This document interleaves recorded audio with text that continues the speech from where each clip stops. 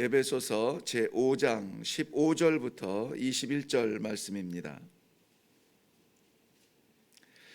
에베소서 제5장 15절부터 21절 말씀입니다. 우리 함께 읽겠습니다. 시작. 그런즉 너희가 어떻게 행할지를 자세히 주의하여 지혜 없는 자 같이 하지 말고 오직 지혜 있는 자 같이 하여 세월을 아끼라. 때가 악하니라. 그러므로 어리석은 자가 되지 말고 오직 주의 뜻이 무엇인가 이해하라. 술 취하지 말라. 이는 방탕한 것이니 오직 성령으로 충만함을 받으라. 시와 찬송과 신령한 노래들로 서로 화답하며 너희의 마음으로 주께 노래하며 찬송하며 범사에 우리 주 예수 그리스도의 이름으로 항상 아버지 하나님께 감사하며 그리스도를 경외함으로 피차 복종하라. 아멘. 우리 먼저 기도하겠습니다. 하나님의 나팔 소리, 천지 진동할 때에 우리 하나님께서 부르실 귀한 성도들의 이름, 이 자리에 다시 모였습니다. 오늘도 그 길, 그날, 그 나라 바라보며 걸어가며 살아가며 꿈꿀 수 있도록 우리의 믿음을 굳건하게 붙잡아 주시옵소서. 오늘도 말씀하여 주심을 감사합니다. 함께 나눌 때에 하나님께서 역사하여 주시어서 정말 이 험한 세대의 빛의 자녀로, 아니 빛으로 살아가는 귀한 성도들의 삶이 되도록 축복하여 주옵소서. 감사드리며 예수님 이름으로 기도하옵나이다. 아멘.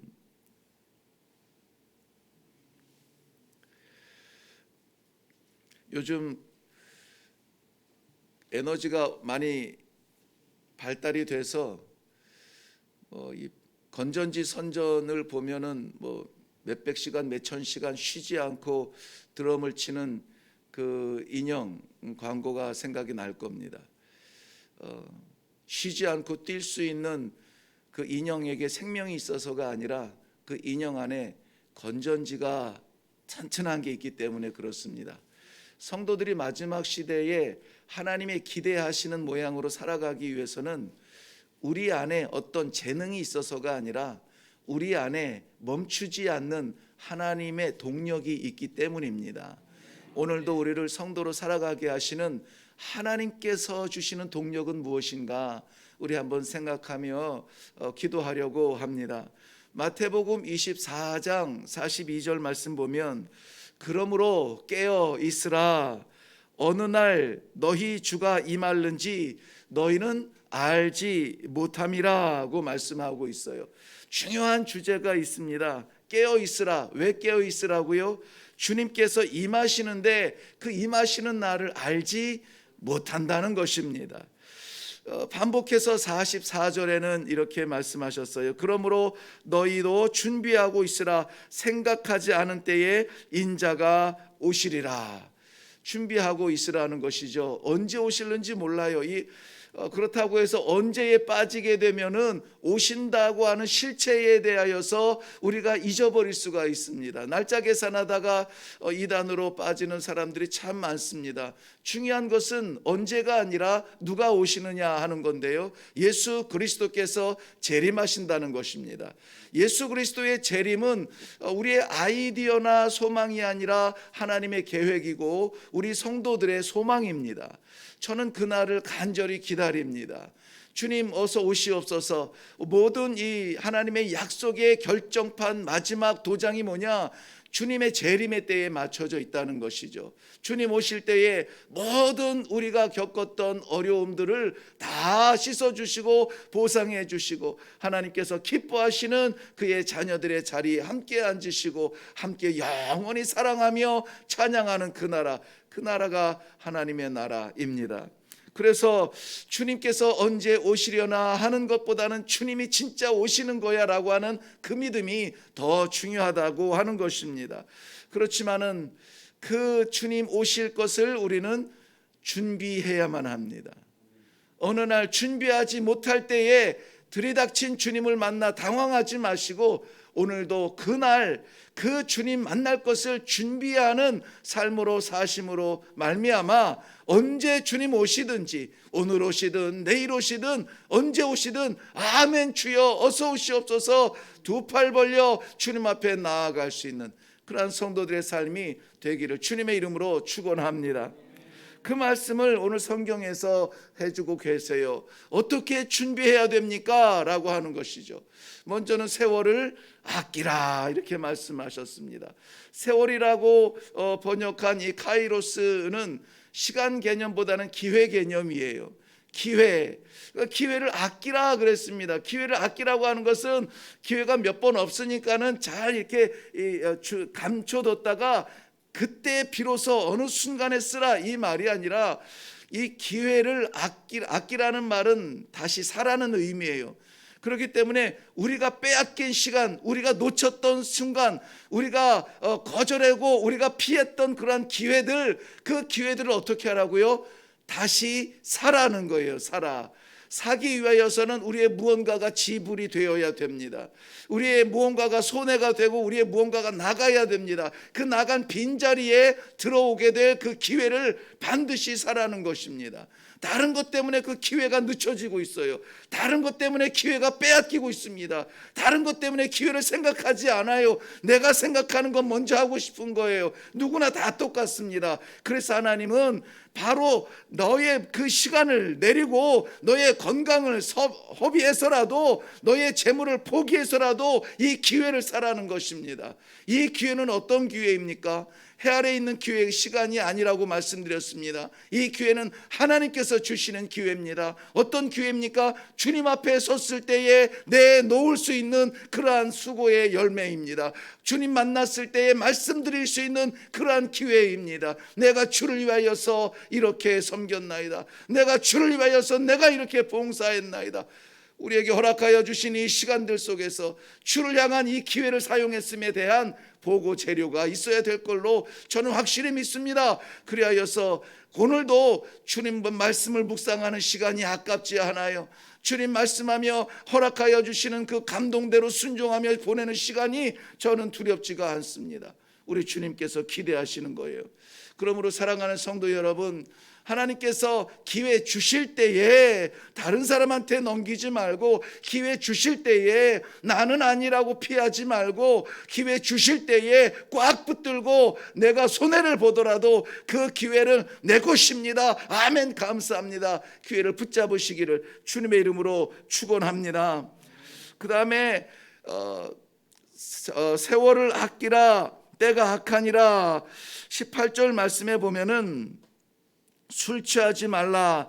이는 방탕한 것이니 오직 성령의 충만함을 받으라. 이렇게 말씀하셨습니다. 너무 좀 어떻게 보면은 재미있는 그 등장인데요. 술 취함과 성령의 충만을 이렇게 비교를 해서 써 놓았습니다. 술 취함과 성령의 충만. 공통점이 있습니다.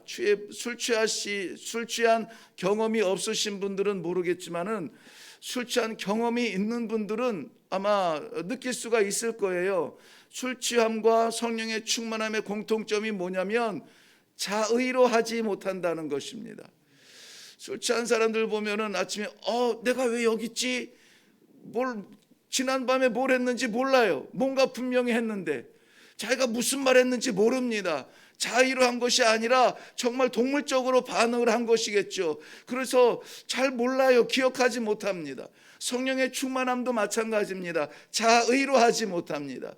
주의를 하면서 내 뜻대로, 내 노력대로, 내 계획대로, 내 생각대로, 나 좋아하는 것대로, 이것이 자기의라 이렇게 표현이 되어져요.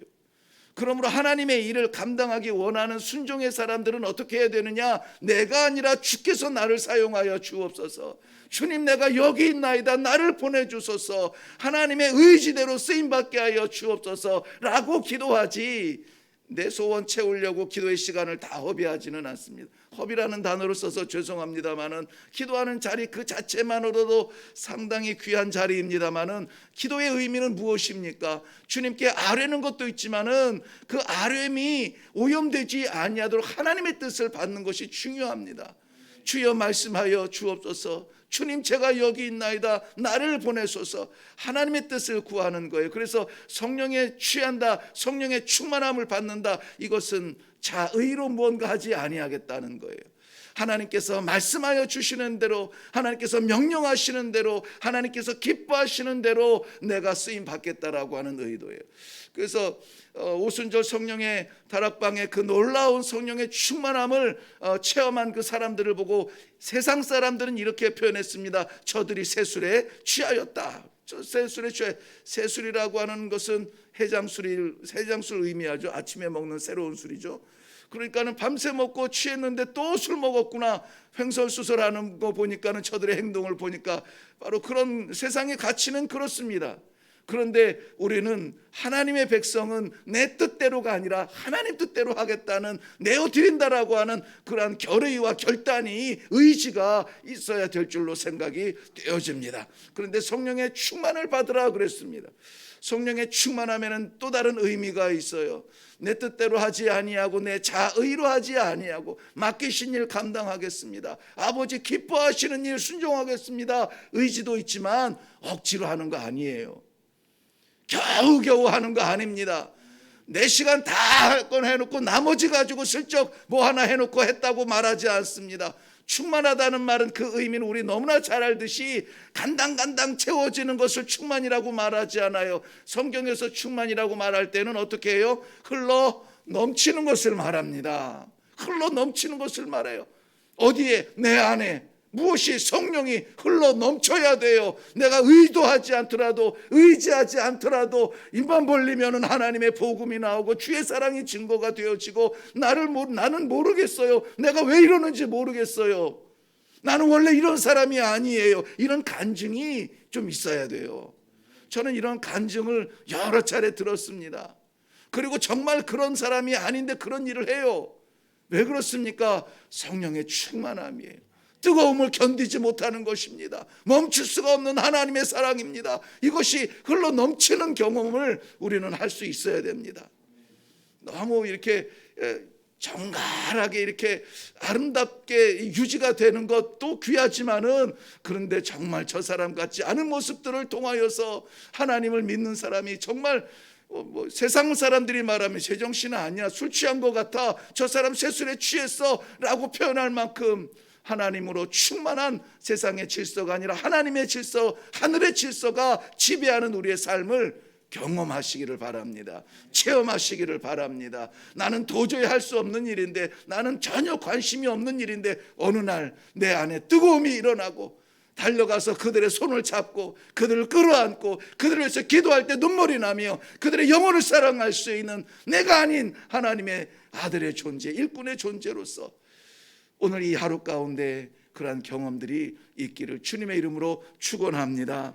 그리고 마지막으로 우리가 묵상할 부분은 뭐냐면 성령에 충만하였다. 이것이 저절로 드러나는 부분이 오늘 본문에서는 시와 찬미와 아름다운 노래들로 서로 화답하며 대답하며 서로 나누라고 말씀하고 있습니다. 뭐 시는 무엇이고 찬미는 무엇이고 아름다운 노래는 무엇이냐, 뭐 시편이냐, 뭐 영웅, 전쟁 영웅이 돌아올 때 부르던 그 찬가냐, 막 이런 것들로 인한 해석에 우리가 감춰지면은 안 돼요. 여기서 시가 됐든 찬양이 됐든 찬송이 됐든 아름다운 노래가 됐든 그것이 어떻게 된다고요? 서로 화답하며요. 화답한다는 것은 여기에 감춰져 있는 것이 아닙니다. 우리의 삶 가운데 우리 입술을 통하여서 나타나는 것입니다. 실질적인 삶의 신앙을 저는 늘 강조합니다. 찬양하라, 찬양하라. 당연히 찬양하는 것이 성도의 도리죠. 그런데 하루 종일 들어봐도 한마디도 찬송이 나오지 않는다. 우리는 입술의 고백을 통하여서 내 안에 무엇이 담겨 있는지를 드러내는 증인의 사명을 감당해야 됩니다. 그래서 간절히 기도할 때 이러한 능력의 말씀을 받고 소망의 말씀을 받을 때 저는 삶이 변화가 돼야 된다고 봐요. 올라올 때는 힘들어 터벅터벅 올라왔어도 기도하고 힘얻어서 내려갈 때 저문을 열고 계단을 내려가면서는 찬송이 나도 모르게 나오고, 내 안에 있는 것이 쏟아져 나오는 것이 찬송이어야 되지, 한숨이 다시 나올 수 있는 그러한 연약함이 아니라, 하나님 감사합니다. 오늘도 내 안을 말씀으로 채우시고 오늘도 나를 하나님의 그 소망으로 채우셔서 그 소망으로 걸어갈 수 있도록 내게 지혜를 주시고, 오늘 말씀의 전체적인 그 그릇은 무엇이냐면은 지혜거든요. 지혜. 세월을 아끼는 것도, 우리 안에 성령의 충만함에 대한 간절함도, 내가 입술로 찬양을 할 수 있는 것도, 모든 것들이 다 어디에 담겨 있느냐? 하나님께서 주신 지혜 안에 담겨야 되거든요. 이 지혜를 주심을 감사합니다.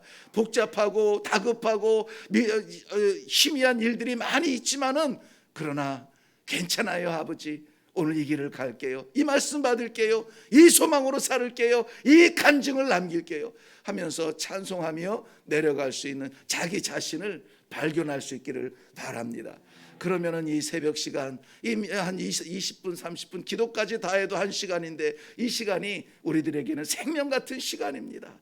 세상 사람들은 1시간 더 자면 더 건강할 텐데, 천만의 말씀, 무너질 육신의 건강이 아니라 무너지지 아니할 우리 영혼의 건강을 챙기는 이 시간이 얼마나 소중합니까?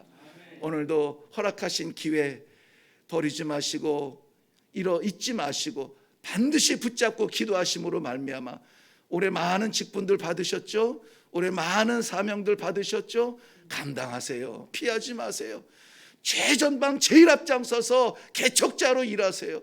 그리하여서 우리 사랑하는 성도님들, 기도의 동지들에게 함께하는 그러한 믿음의 공동체마다 하나님의 기뻐하시는 일들이 많이 생기기를 주님의 이름으로 축원합니다. 세월을 아끼고 성령 충만함 받고 그 증거로 찬송이 넘치는 복된 하루가 되시기를 주님의 이름으로 축원합니다.